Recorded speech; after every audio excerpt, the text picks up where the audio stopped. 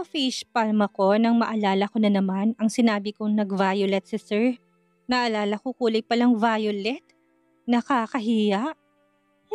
Wisit na yan. Paano kasi ang daming makakatunog na salita sa English?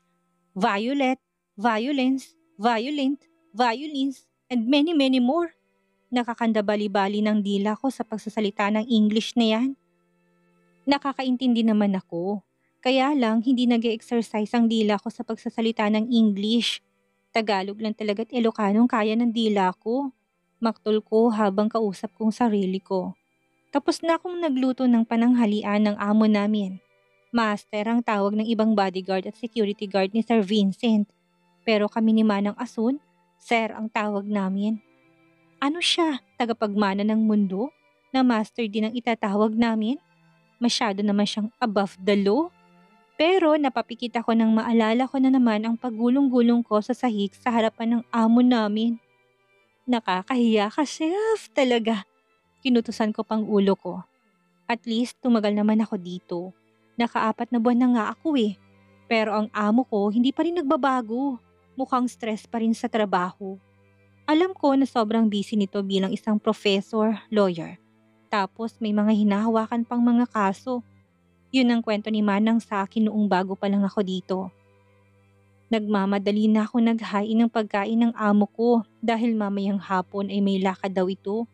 Naglalagay pa lang ako ng mga pagkain niya sa dining room ay nakita ko ng paupo na sa hapagkainan. Hindi ko pa nga tapos maghain. Simple lang naman ang paboritong ulam ng amo namin. Hindi din maarte, basta masarap ang pagkakaluto ng ulam. Kaya +1 sa langit ang amo ko. Hindi maarte.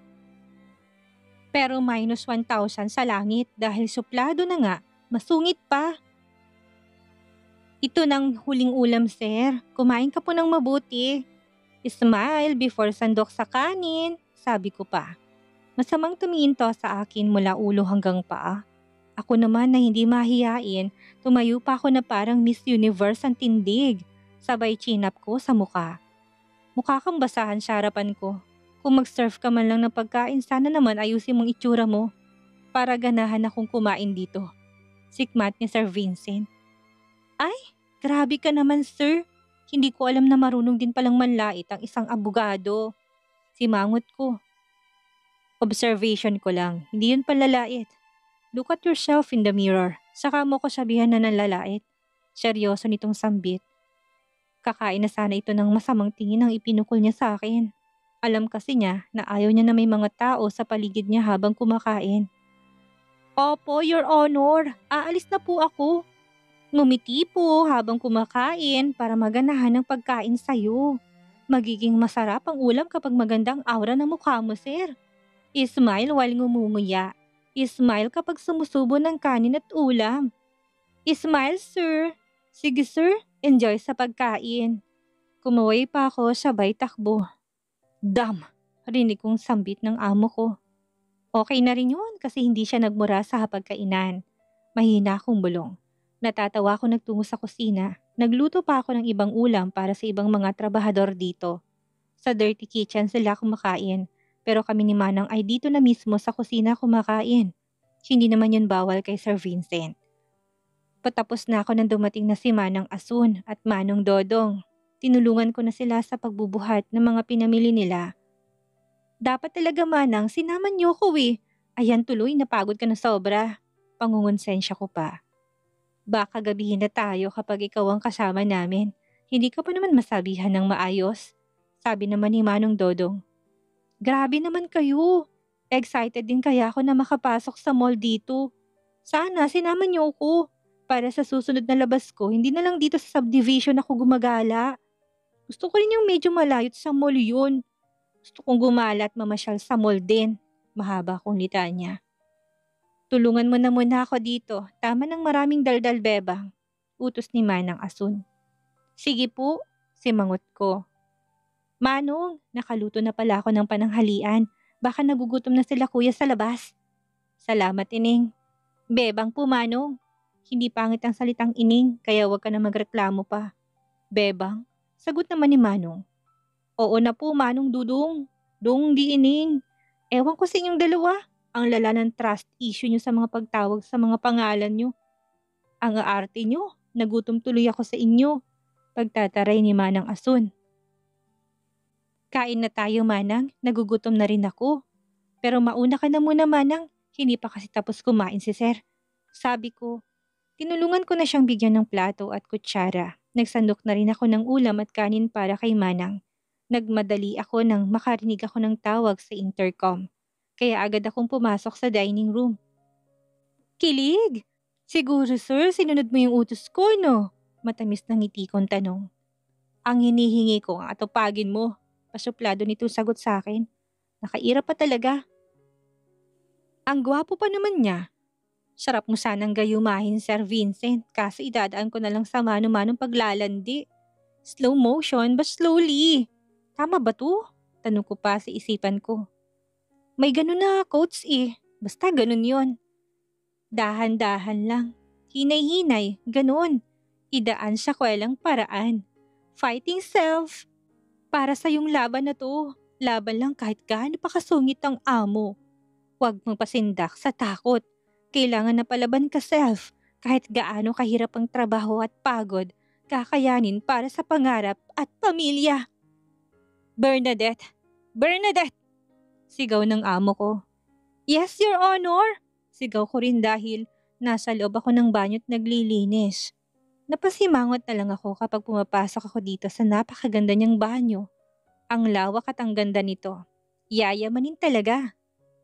Faster cleaning my bathroom. I need you to clean my gym studio. Ano ba yan? Bakit ngayon mo lang sinabi, sir? Nagrereklamo ka ba? Pagsusungit na naman amo ko. Nagtatanong lang po ako, sir. Bilisan mo na dyan. Lahat na lang nang iutos sa'yo, may tanong ka. Wala na ba akong karapatang utusan ka, Bernadette? Pagalit na tanong ni Sir Vincent. Hindi naman po sa ganun, sir. Gusto ko lang din na magkomento. Kasi may schedule pong paglilinis ko sa mansyon mo, sir. Sagot ko. Nagdadahilan ka pa? Kung ayaw mong mautusan, pwede ka nang umalis dito para makahanap ako ng bagong kapalit mo. Galit na sabi ni sir. Wag naman po, sir. Sorry po. Maamo kong sabi. Faster cleaning. Kailangan kalahating oras ay tapos mo lang linisan ang gym studio ko. Pagalit na sabi ni sir. Tumalikod na ito at umalis. Hindi na lang ako umimik. Binilisan ko na lang ang paglilinis sa banyo niya. Hindi nga siya maarte sa pagkain, pero arte naman sa paglilinis ng banyo niya. Kailangan na malinis ang sahig. Tapos makintab na makintab ang mga salamin at lahat na. Kahit basang-basa ang harapan ng damit ko, nagtungo pa rin ako sa gym ng amo ko. Bitbit ko mga gagamitin kong panlinis sa loob. Malawak rin ito at ang daming iba't ibang gamit na pang-exercise. Hindi ko pa alam ang mga pangalan ng mga gamit na yan. Ay wow! May bike pa! Bike na hindi umaalis sa pwesto. Estatwa? Bulalas ko pa. Ito pa, nakalimutan ko ng pangalan. Parang running meals yata. Tanungin ko na lang si sir mamaya. Sabi ko pa sa sarili. Di pala kami pati ni sir. Umira pa ako sa hangin. Inuna ko na munang nag-vacuum tapos nagpunas na ako ng mga salamin at mga kagamitan na pang-exercise na Sir Vincent. Siyempre, hindi nawawalang patugtog ng mga kanta para ganahan ako maglinis at hindi mapansin ang pagod kong katawan. Baby, baby, baby, can I touch you like this? Can I kiss you like this? Yay, dagdag ko pa sa kinakanta ko. Mabuti walang amo ko dito dahil nagko-concert na naman akong mag-isa. Favorite talaga ng mga taga-probinsyang mag-videoke. Nakakamiss din ng kumanta. Yun na lang kasi ang asset ko. Bukod sa maganda na ako, sawi pa sa pag-ibig. Ay, wisit. Nagtungo na ako sa running meals. Umapak ako sa ibabaw at pinunasan kong hawakan at sa gitna na parang laptop ang laki. Ganun na lang ang sigaw at gulat ko nang tumunog at gumalaw ang inaapakan kong footrail. Sigaw ko habang mahigpit na nakayakap sa isang hawakan ng treadmills. Kapag iaapak kong pa ako, nagtatama sa gumagalaw na riles ng paa. Nadudulas ako. Kamalas-malas pa dahil bumilis ang galaw ng inaapakan kong riles ng paa. May napindot na naman yata ako kaya lalong bumilis. Hindi ko alam kung saan ako aapak dahil natatalisod na ako. Hindi ko rin alam kung paano to patigilin. Tulong! Tulong! Sigaw ko na naman. Sir Vincent! Manang Ason! Manang Dodong! Tulungan niyo ako dito! Ayoko pang mamatay dahil sa pang-exercise na to! Tulong! Malakas kong sigaw. Gumawa ako ng paraan pero hindi ko makontrol ang bilis ng galaw ng footrail na to. What the heck? Sigaw na sambit ni Sir Vincent. Salamat sa Diyos at dumating ang tagapagligtas ko. Sigurado na akong mabubuhay pa ako sa mundo. Mag-iingat na ako sa susunod, Panginoon. Anong ginagawa mo dyan? Sinong may sabing buksan mo yan? Pinapalinis ko ang gym ko. Hindi ko sinabi na gamitin mo yan. Sigaw niyang galit sa akin. Napabitaw ako sa gulat. Akala ko titilapon ako sa sahig pero may sumalo sa akin. Dahil na out of balance si Sir Vincent, pareho kami natumba sa sahig. Pasubsob akong patagan sa dibdib nito. Napatigil silang dalawa sa awkward nilang position. Dahil sa pagkapahiya, agad akong bumangon pero hindi ko sinasadyang masagi ng tuhod ko ang pagkalalaki nito. Mas lalo ako nakaramdam ng hiya, lalo na't may kakaiba akong naramdaman sa katawan ko dahil sa pagkakadikit naming dalawa. Sorry, at sorry Sir Vincent. Tinago kong pagkapahiya ko. Tutulungan ko sana tong bumangon kaso tinabig niyang kamay ko. Nasaktan yata ito dahil napangiwi ng bumangon sa sahig. May masakit ba sa'yo, sir? Nag-aalala kong tanong, pero hindi niya ako pinansin. Ang sabi ko maglinis ka dito. Hindi ko sinabi na pwede mong gamitin ang mga equipment dito. Galit na sermon ito sa akin. Hindi ko ginamit yan, sir. Pumapak lang ako sa ibabaw habang nililinisan. Ang hawakan at ang parang laptop sa gitna. Tapos biglang tumunog at gumalaw. Paliwanag ko. Dapat sir, pinatay mo muna lahat dahil hindi ko naman alam kung di baterya o di kuryenteng mga yan. Hindi ko nga alam ang mga pangalan eh. Tapos pagagalitan mo ko, muntik na nga akong mamatay kanina. Nasaan ba ang kokote mo ha? Hindi ba't kapag naglilinis ka sa sala at sa kwarto ko, ganun ang ginagawa mo? Sinasara mo mga pindutan ng mga nakasaksak na TV, humidifier, telepono at iba pa. Dapat ganito rin ang ginawa mo dito. Asan ang mga mata mo? Hindi mo ba nakita na may mga nakasaksak sa gilid? Tapos kapag may nangyaring masama sa'yo dito, ako ang sisisihin mo. Seryosong sabi nito, pero matalim ang mga matang nakatingin sa akin. You know the law of negligence is primarily governed by Article 2 of the Civil Code. Ang ibig sabihin ay sino man ang nagpabaya sa kanilang trabaho at nagkaroon ng problema dahil sa kapabayaan ay pwedeng patawan ng parusa? Pero Sir Vincent, hindi po ba dapat bago mo gamitin ang running meals na to, ay pinatay mo munang saksakan bago mo to iwan? Dahil ang nakabukas sa saksakan minsan dahilan kung bakit nagkakaroon ng sunog. Tama ako, hindi ba sir? Pero dahil ikaw ang nandito, hindi mo tinignan kung nakasarang saksakan ng kuryente. Sabi mo nga give and take. Sinara mong saksakan sa kwarto ko pero hindi mo naman binabalik sa dati. Still may pagkukulang ka pa rin dahil sa kapabayaan mo. Seryoso pa rin sabi ni sir. Ayaw rin niya na magpatalo. Dahil amo ko siya, ako na lang umako sa kapabayaan na hindi ko naman ginawa. Para wala nang maraming sagutan pa. Idadaan na naman kasi niya sa mga batas-batas at artikulo at rules and regulations na yan. Busy kaming dalawa ni Manang sa paghahanda ng mga request ni sir ng mga ulam para sa lulutuin namin. Dahil mamayang hapon daw, may mga darating siyang bisita dito sa mansyon niya. Mabuti na lang maaga kaming namalengke kanina para hindi kami magahol sa oras ni Manang. Naghihiwa na kami ngayon para mabilis na lang magluto mamaya. Mga kaibigan daw niyang mga yon, kaya heto kami ni Manang. Abala sa kusina ngayon. Maaga din akong natapos maglinis sa buong bahay kanina dahil 4:00 pa lang ng umaga. Gising na ako para lang maglinis. Bernadette, narinig ko na tawag sa akin ni Sir. Yes, Sir. Busy po si Princess Sarah sa kusina. Naghihiwa ng lulutuin namin mamaya po. Ano po may paglilingkod ko sa'yo, Your Honor? Sagot ko naman habang naghihiwa ng patatas. Lumingon ako sa gawin ng amo ko dahil hindi ito sumagot. Sakto naman na nagtamang aming mga mata. Biglang bumilis ang tibok ng puso ko. May kakaiba akong nakita sa kanyang mga mata. Pero nang makita niya nakatingin na ako, biglang nag-ibang ekspresyon ng mga mata niya.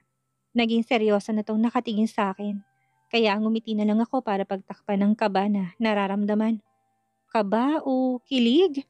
Tanong ko sa isip ko. Both, sagot din ng utak ko. First time ba naman kasi kami nagkatitigan ni Sir? Siyempre kinilig ako. Ang gwapo pa niya, ang yummy pa. Buy me food from the fast food restaurant.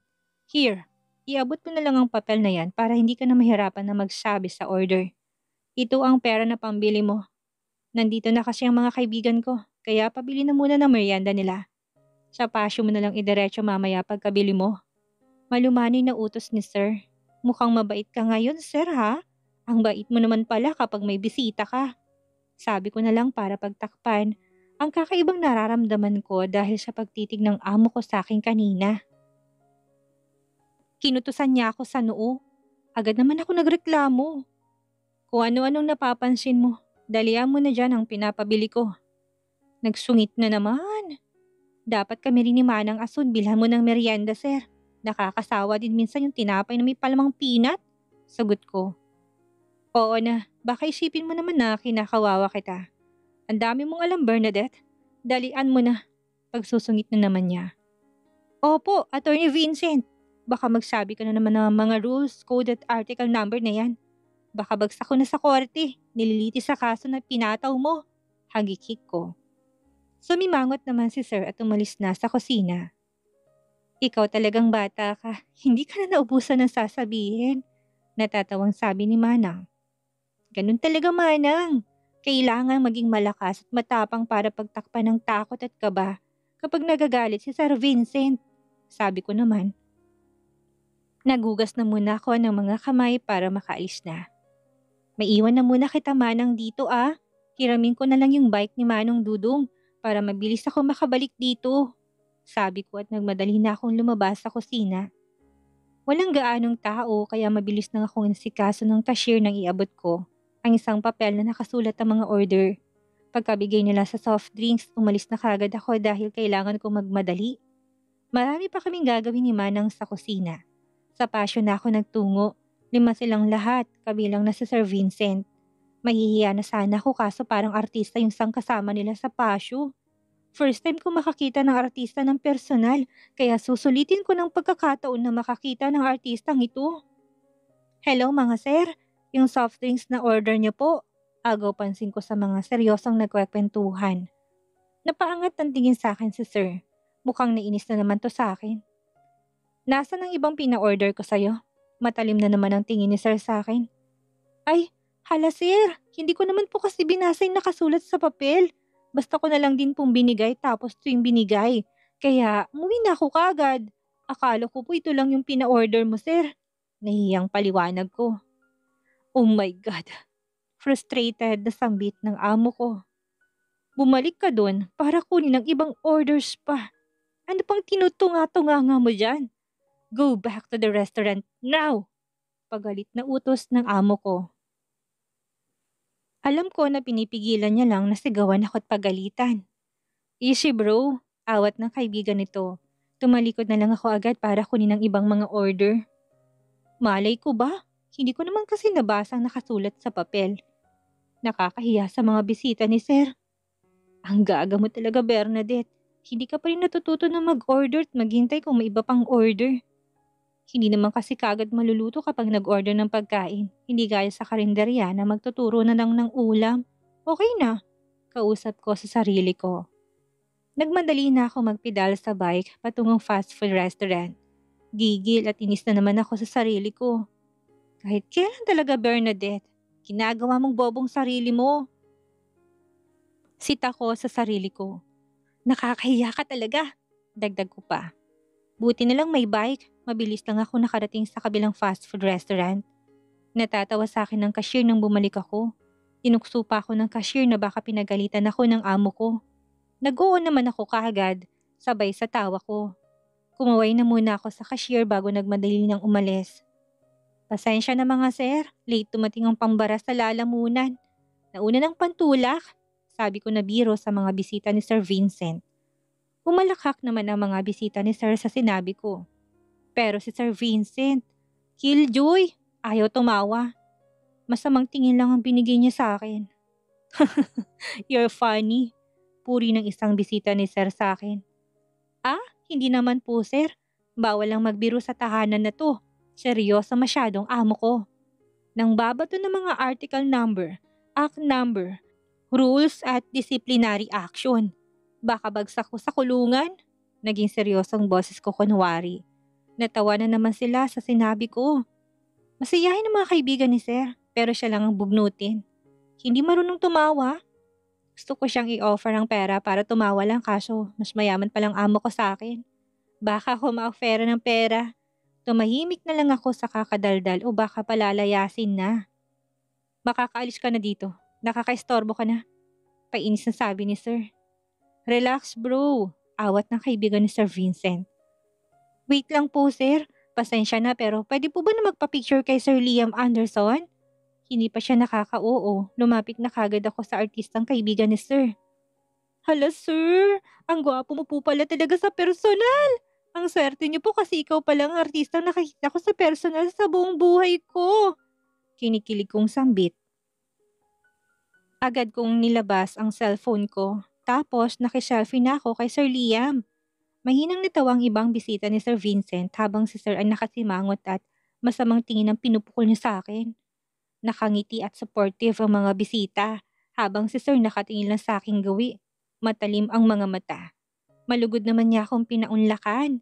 Mabilis na akong tumayo at humingi muli ng paumanhin bago mabilis na nilisan ng pasyo. Tuwang-tuwa ako nang pumasok sa kusina. Manang ason, ang gwapo po ni Sir Liam Anderson sa personal. Kinapalan ko talaga yung mukha ko para makapagpa-picture lang ako. Pagbabalita ko kaagad kay Manang pagkapasok ko sa kusina. Humahagikik pa ako. Sigurado akong nainis na naman ang amo natin sa kakulitan mo, Bernadette.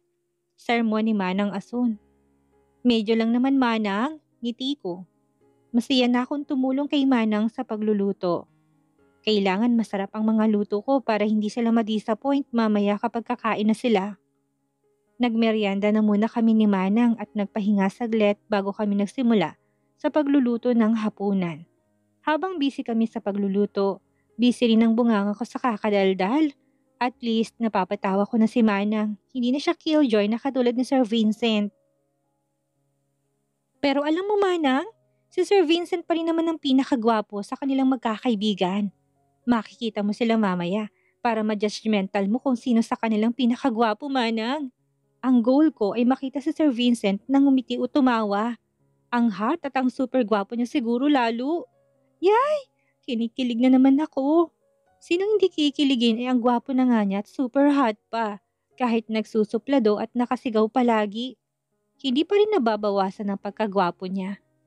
Pero mukhang malungkot ang mga mata niya nung nagkatitigan kami. Kahit pa matalim siyang nakatingin sa akin. Nasaan kayo mga magulang ni Sir? May mga kapatid kaya siya? Nahiya ako magtanong kay Manang, baka sabihan na naman ako na trabaho ang pinunta mo dito, hindi ang pakialaman at magtanong sa buhay ng amo mo. Grabing supalpal ni Manang sa akin, di man lang nagpreno. Natamaan tuloy ako sa matalas ng dila. Manang, ihanda niyo na ang hapunan namin. Utos na Sir Vincent pagkapasok nito sa loob. Lumingon nito sa akin na may masamang tingin. Siguro pagagalitan na naman niya ako. Kaya kailangang unahan ko na siya. Sir Vincent, hari ng bahay na to. Kahit nakasimangot ka at masamang timpla ng mukha mo, ikaw pa rin ang pinakagwapo sa inyong magkakaibigan. Walang mag-objection, Your Honor. Dahil wala namang nakakarinig ng mga kaibigan mo. Kami lang ni Manang at sigurado akong agree din si Manang sa sinabi ko na ikaw ang gwapo. Bias kami eh. Mahirap masisanti dito. Ngiti ko pa. Keep your mouth shut, Bernadette. Kanina ka pa, nakakarami ka na. Galit na sikmat ng amo ko. Oh, wala naman po akong ginagawang masama, sir. Pikon ka naman pong masyado. Mahina akong sagot. Alalahanin mo, nakatulong kita dito. Hindi kaibigan o kamag-anak.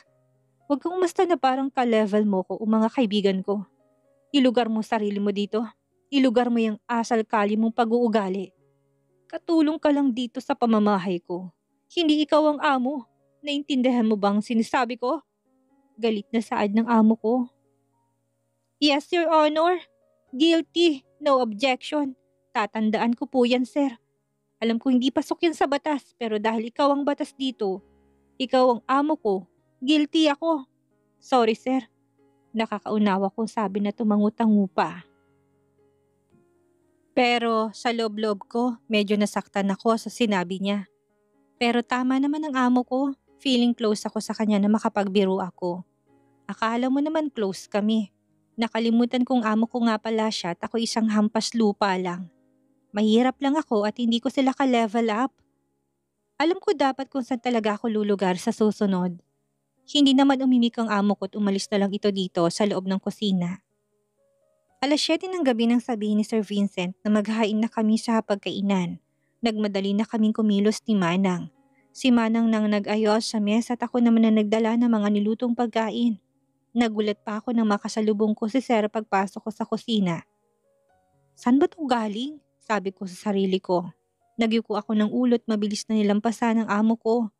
Ayoko siyang tingnan ng matagal kaya hindi ko na lang siya pinansin. Baka pagagalitan niya na naman ako o baka magsabi na naman ng hindi maganda sa pandinig ko. Kota na ako ngayon kaya kailangan ko na munang magpakabait. Dapat talaga matuto akong lumugar. Kunti pa nga lang ang ipon ko at nag-aaral pang mga kapatid ko.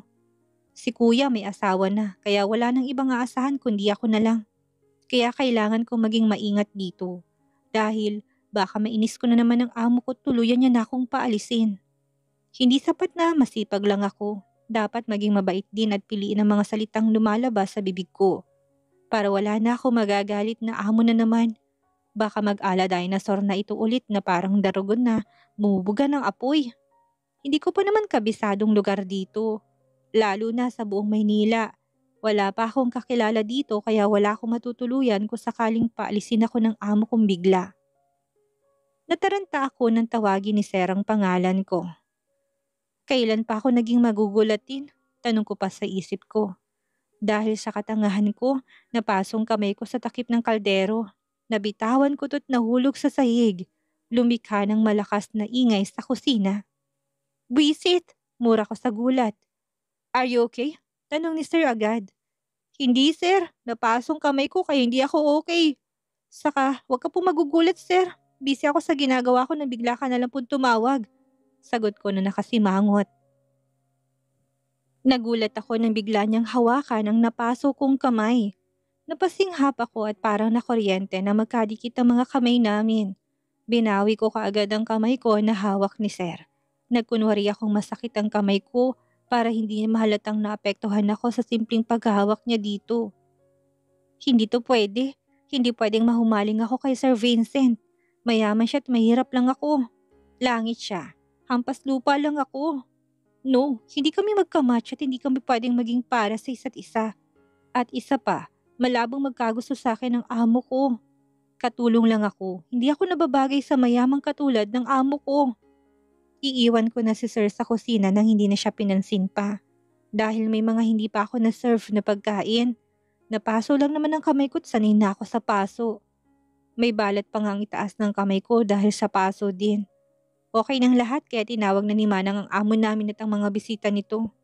Confident ako na masarap ang luto ko. Hindi pwedeng hindi masarap. Pinaghirapan kong lutuin ang mga ulam na yon. Nakatayo lang din naman ako sa gilid. Nang nakaupo na silang lahat, saka lang ako nagsalita. Hello mga sir, kayo na pong bahalang litisin ang mga pagkain na kahain sa hapagkainan. Handa po kaming humarap ni Manang dito kapag may reklamo po kayo sa niluto namin. Handa po namin ipagtanggol ang mga ulam na pinaghirapan naming lutuin. Yun lang po. Smile bago kumain. Yumuko pa ako ng bahagya bago umalis sa dining room. Natatawa naman sila sa sinabi ko. Nagsimula na rin kaming kumain ni Manang. Sumasabay na kami para minsan ng hugasan. Sinasabihan ako ni Manang na wag na masyadong magbiro sa amo namin. Hindi ko maipapangako, Manang. Lalo na kapag grabe ng bunganga ng amo natin. Hindi ko mapigilan na hindi siya sagutin. Pwede naman kasing mahinahon kapag magsalita. Kaso laging nakasigaw at bugnutin. Kulang siguro sa beng-bang. Aray! Kinurot ako ni Manang sa tagiliran. Ang bunganga mo. Kababae mong tao. Pagalit na si ni Manang sa akin. Sorry naman po. Ganun kasi minsan yung naririnig ko na sinasabi mo ng mga chismos sa baryo namin. Nagaya ko lang din, Manang. Paliwanag ko kagad. Sus, kaya ba pati pangalan mo, ginaya mo doon?